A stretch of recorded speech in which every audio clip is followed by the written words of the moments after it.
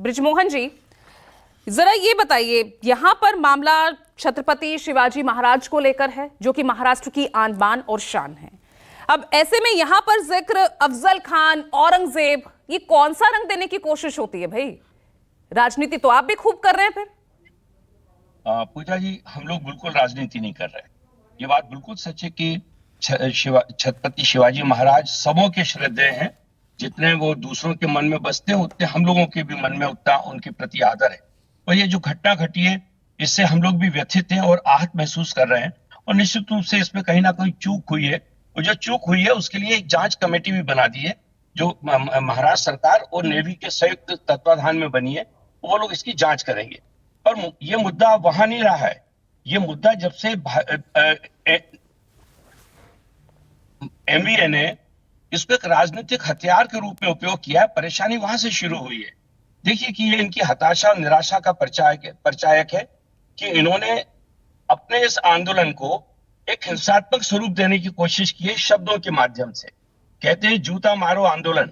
आप बताइए, जो लोग संविधान की शपथ लेकर ये कहते हो कि देश के अंदर संविधान का हम लोग रक्षक है, वो इस प्रकार से गैर संवैधानिक बात करें, इस प्रकार से गैर संसदीय भाषा का उपयोग करके लोगों में आक्रोश पैदा करने का कोशिश करें, इसके पीछे मूल कारण क्या है?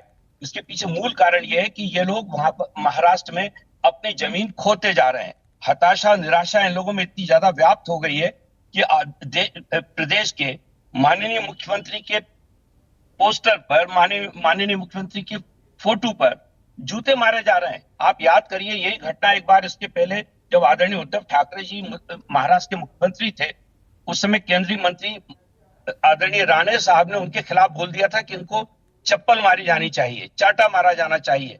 उसके ऊपर तत्काल प्रकरण दर्ज हुआ था और रातों रात उसके ऊपर इतना बवंडर हो गया था जिसको पूरे देश ने देखा। तो जब उस समय अगर आपकी भावनाएं आहत हुई थी, क्योंकि आप एक मनोनीत मुख्यमंत्री थे, तो ये भी तो एक मनोनीत मुख्यमंत्री है। इस समय भी आपकी संवेदनाएं कहां चली गई? इससे पूरी तौर से स्पष्ट होता है कि पूरा की पूरा विपक्ष इस समय महाराष्ट्र में हताशा और निराशा से भरा हुआ है। देश के आदरणीय प्रधानमंत्री जी ने माफी मांग ली, प्रदेश के मुख्यमंत्री और उप मुख्यमंत्रियों ने माफी लेकिन मांगी। भ्रष्टाचार का आरोप भी तो लग गया ना ब्रिजमोहन श्रीवास्तव? निश्चित रूप से भ्रष्टाचार का आरोप भी लग गया ना। हम उस आरोप का कोई बचाव नहीं कर रहे, लेकिन जांच कमेटी बनी है, जांच कमेटी का निर्णय आने दीजिए, उसमें सारी बात स्पष्ट हो जाएगी। और उसमें मैं तो बल्कि आमंत्रित करता हूं विपक्ष के सारे साथियों को, वो लोग उस जांच में सहयोग दें। अगर उनको कहीं पे लगता है कि उनके पास किसी प्रकार की कोई तथ्यात्मक जानकारी है, वो जांच समिति को दे। वो तो जांच समिति समूह की बात सुनेगी, लेकिन वो चीज इनके पास नहीं है। ये जानते हैं कि इस समय, अब देखिए 28 तारीख को एमवीए ने मालवन बंद की घोषणा की थी। मालवन के लोगों ने सहयोग ही नहीं किया। जिस जगह ये मूर्ति खंडित हुई है, उस शहर के अंदर इनको समर्थन नहीं मिला। उस बात से व्यथित होकर अपनी जमीन तलाशने ये लोग कल मुंबई आ गए, और मुंबई में भी आप देखिए जनता का कोई समर्थन नहीं आपको मिला। तो खुद अपनी मूल जगह से आपको समर्थन नहीं मिला ना। बारामती आप लोकसभा चुनाव में हार गए। क्या स्थिति आपकी यहाँ पर बनी हुई है? बिल्कुल हारे हैं। और कल तो अपनी सरकार के खिलाफ ही आप प्रदर्शन कर रहे थे। सरकार के खिलाफ नहीं है ये प्रदर्शन। ये प्रदर्शन इस बात को लेकर है, जिन लोगों ने वहां पर गलती की है। सरकार और वहां के अधिकारियों में फर्क है।